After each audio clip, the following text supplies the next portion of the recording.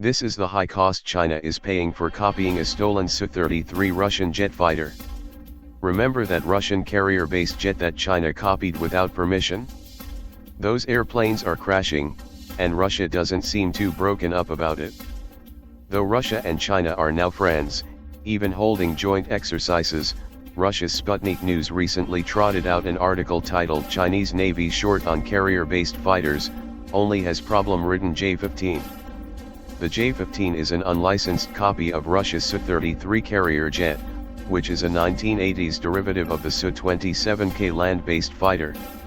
China had acquired a T-10K3, and Su-33 prototype, from Ukraine, and then reverse-engineered it. With a barely disguised touch of schadenfreude, Sputnik News delved into the woes of the J-15. Love for the fourth-generation J-15 jet is seldom shown in Chinese circles, said the Russian news site.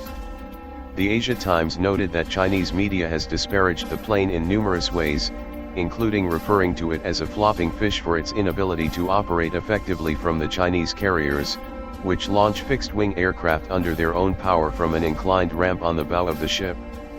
The J-15's engines and heavy weight severely limit its ability to operate effectively. At 17.5 tons empty weight, it tops the scales for carrier-based fighters.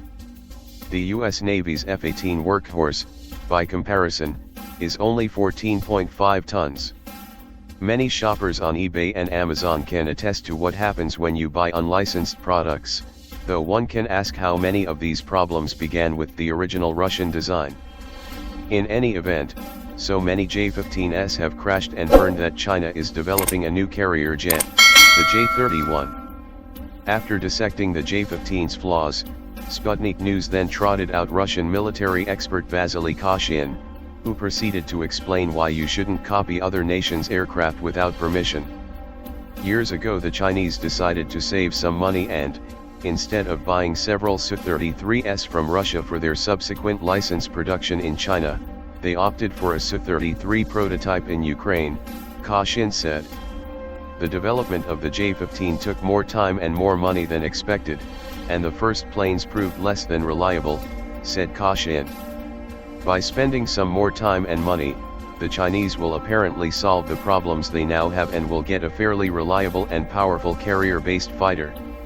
At this point, it is worth noting that the Soviet Union and post-Soviet Russia also had a habit of acquiring Western technology without the consent of the owners, for everything from the atomic bomb, to the space shuttle and video games.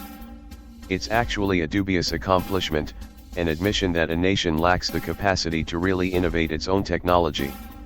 Considering that China has the same habit, there is a poetic justice here.